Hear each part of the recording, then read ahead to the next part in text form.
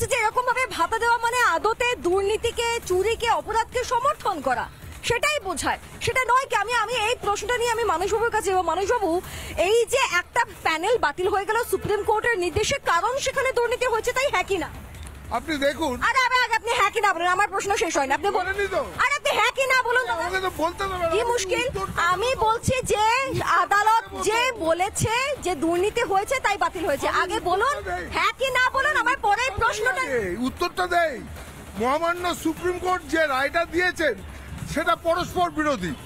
এই দেখুন, আপনারাই খবর করেছেন যে যোগ্য শিক্ষকদের 31শে ডিসেম্বর অব্দি মাইনে দেওয়া যাবে। আবার বলছেন 26,000-এর নিয়োগ বাতিল করতে হবে। তাহলে যোগ্য দাদা, আমার মনে হচ্ছে আপনি আইনি বিষয়গুলো একটু কম বোঝেন। আমি দুর্ভাগ্যজনকভাবে এই কথাটা বলতে বাধ্য হলাম।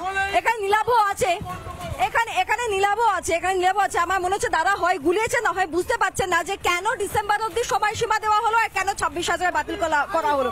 দাঁড়ান, এই সবকিছুর মধ্যে ভাতা বিষয়টা কোত্থেকে চলে আসছে? ভাতা কেন দেওয়া হবে? আর দাদা যা বুঝতে পারছে না, যদি পারো তো বুঝে। দেখুন, প্রথমত আজকে মহামান্য হাইকোর্ট যে রায় দিয়েছে সেই রায়কে আমরা 100 বার সমর্থন করছি।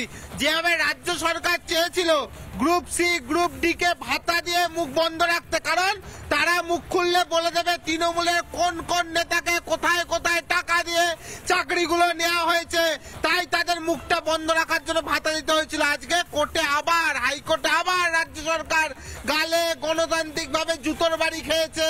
তাদের যে ভাতা দেওয়ার তারা যে সিদ্ধান্ত নিয়েছে, সিদ্ধান্তকে প্রত্যাহার করা হয়েছে। একটা প্রশ্ন আসছি, শান্ত হন, আপনার কাছেই আসছি।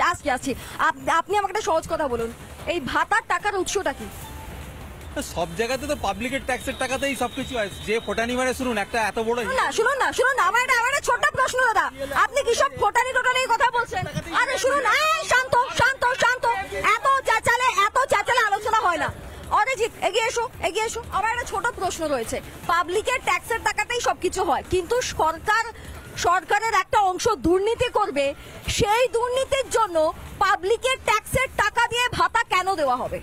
এই রাজ্যে তো পাবলিকের ট্যাক্সের টাকাতেই খেলা, মেলা, ফুর্তি এবং দুর্নীতি করে সেই সরকারি টাকা এবং পাবলিকের ট্যাক্সের টাকায় শাসক দলের নেতারা ফুলে ফেপে উঠছে।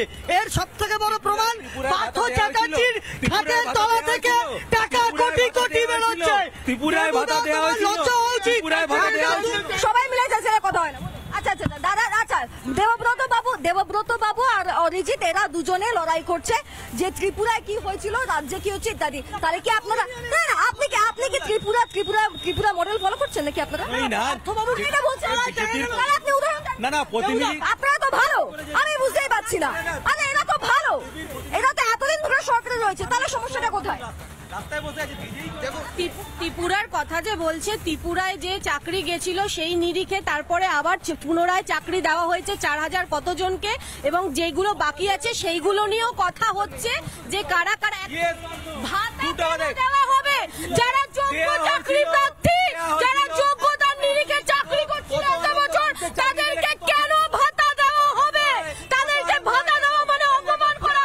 আপনারা শান্ত, আমি আপনাদের দাদা আপনার নাম। নানা ধরনের কন্টেন্ট দেখার জন্য লাইক করুন, শেয়ার করুন আমাদের ফেসবুক পেজ, সাবস্ক্রাইব করুন আমাদের ইউটিউব চ্যানেল। পাশাপাশি অন্যান্য ব্রেকিং নিউজের জন্য অবশ্যই চোখ রাখুন রিপাবলিক বাংলায়।